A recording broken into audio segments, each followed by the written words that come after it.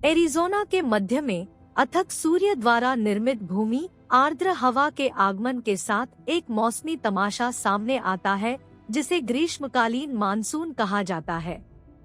2023 ने 4 महीनों तक बारिश की अभूतपूर्व अनुपस्थिति के साथ कई रिकॉर्ड तोड़ दिए।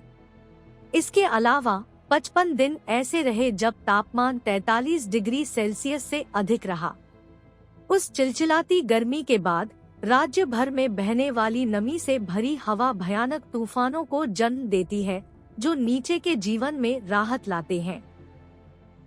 वायुमंडल के अलौकिक रंगमंच में आकाश और पृथ्वी के बीच एक प्राचीन नृत्य हमारे ब्रह्मांड की सबसे छोटी और सबसे बड़ी संरचनाओं पर पाए जाने वाले बलों को प्रदर्शित करता है। तूफान के हृदय की गहराई में, तूफान के केंद्रीय कड़ाही में प्रकृति एक शानदार प्रस्तुति प्रस्तुत करती है। यहाँ जहाँ हवा तीव्र उत्साह के साथ ऊपर उठती है, तापमान 0 से 10 सेल्सियस नीचे तक गिर जाता है, जो आंधी तूफान के विद्युतीकरण की कीमिया के लिए एक क्रूसिबल है। इस क्रूसिबल में अति ठंडे बादल की बूंदों, नाजुक बर्फ के क्रिस्टल और कोमल ओलों की एक टेपेस्ट्री उभरती है। अपड्राफ्ट तूफान का एक प्रमुख बादलों की बूंदों और बर्फ के क्रिस्टल को आकाश की ओर उठाता है, जबकि अधिक महत्वपूर्ण ओले एक गुरुत्वाकर्षणबद्ध एकल कलाकार या तो नीचे उतरता है या ऊपर उठती हवा में लटक जाता है। वर्षा का एक दिव्य बैले शुरू होता है। टकराव इस वायुमंडलीय सिम्फनी में सौम्य क्रेसेंडो शुरू करते हैं।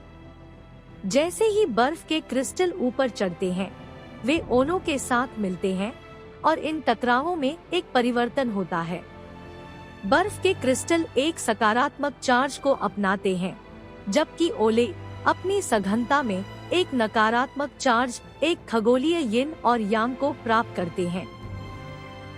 यह आवेशित नृत्य तब प्रकट होता है जब अपड्राफ्ट सकारात्मक रूप से चार्ज किए गए बर्फ के क्रिस्टल को आकाश की ओर ले जाता है, जिससे तूफान के बादल में एक सकारात्मक रूप से चार्ज किया गया आंचल बनता है, जिसे निहाई के रूप में जाना जाता है।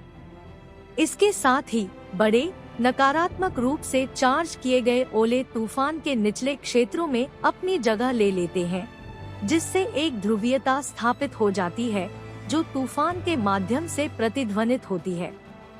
फिर भी नृत्य केवल स्वर्ग तक ही सीमित नहीं है।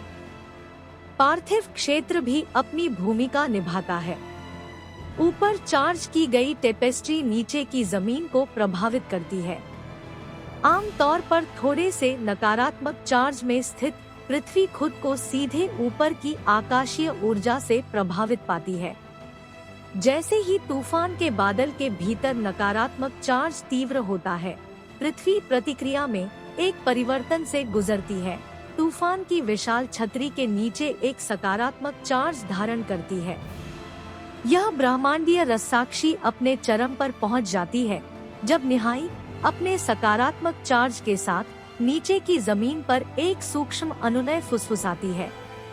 आकाश और पृथ्वी के बीच खगोलीय आदान प्रदान पूरा हो गया है। सकारात्मक और नकारात्मक आवेशों का सामंजस्यपूर्ण परस्पर क्रिया आवेशित तनाव टूटने के बिंदु तक पहुंचने तक ऊपर और नीचे दोनों जगह बनता है और आकाश एक शानदार निर्वहन के साथ प्रतिक्रिया करता है। देखो, चमकदार ऊर्जा के साथ एरिज़ोना के ग्रीष्मकालीन तूफानों की दिव्य सिम्फनी जिसे हम बिजली के रूप में जानते हैं।